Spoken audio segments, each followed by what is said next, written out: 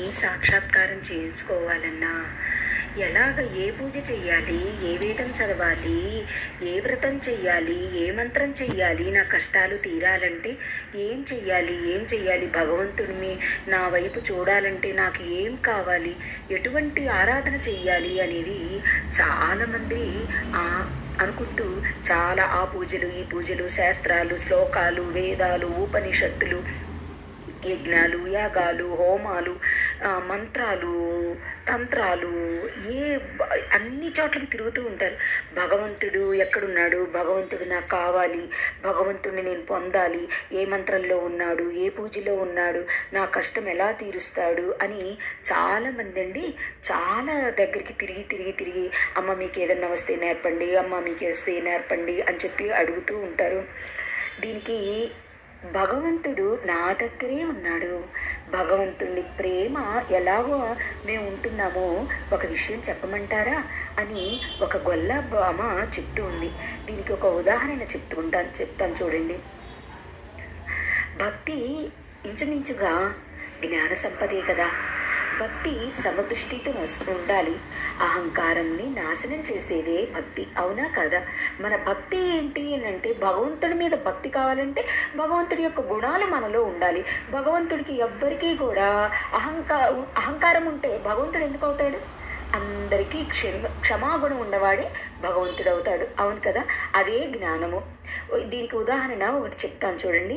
నారదుడు ఒకప్పుడు ఏంటండి గోపకాంతలతోటి వేదాంత సూత్రాలను బోధించాలి, నేను అక్కడికి వెళ్ళాలి అని కుతూహలపడి కృష్ణుడిని అడుగుతాడు. కృష్ణ నేను భూమి మీదకి వచ్చి ద్వారకకు వచ్చి నీ గోపికలందరితోటి జ్ఞాన సంపదను నేను ఇస్తాను అని అడుగుతాడు.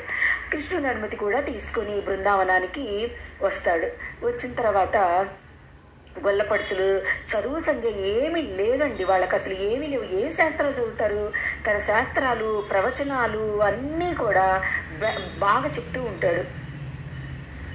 సంతోషించాడు. అందరూ తనని గొప్పగా గౌరవిస్తారు.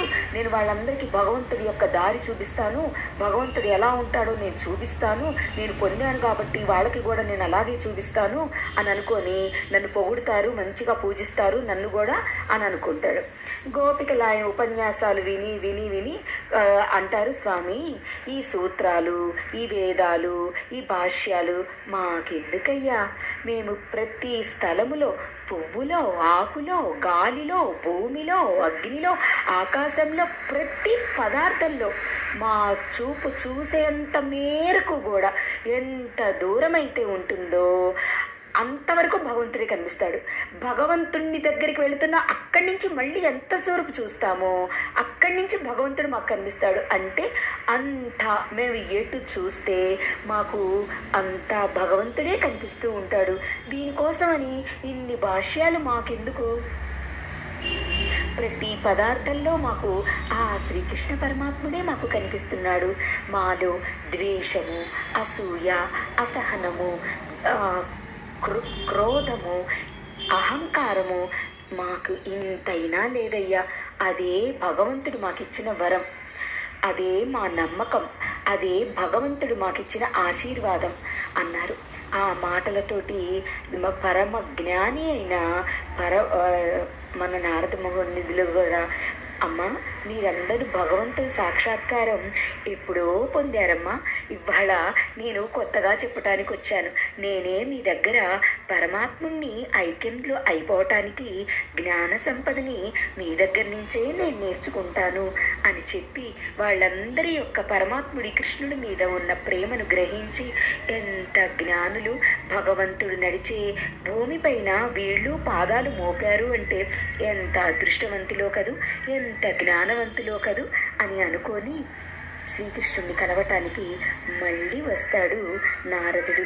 కృష్ణుడి దగ్గరికి వచ్చి, కృష్ణ నన్ను పరీక్షించడానికి కాకపోతే ఆ గొల్లలకి నేను జ్ఞానం నేర్పుతాను అన్నప్పుడు వాళ్ళు నీకంటే అధిక ప్రేమలో ఉన్నారని చెప్పొచ్చు కదయ్యా.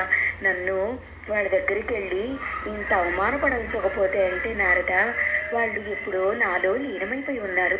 నువ్వు వారు వేరు వీరు వేరు అని అనుకుంటూ ఉన్నావు, అది నీకు తెలియాలనే పంపించాను అంటాడు శ్రీకృష్ణ పరమాత్మ.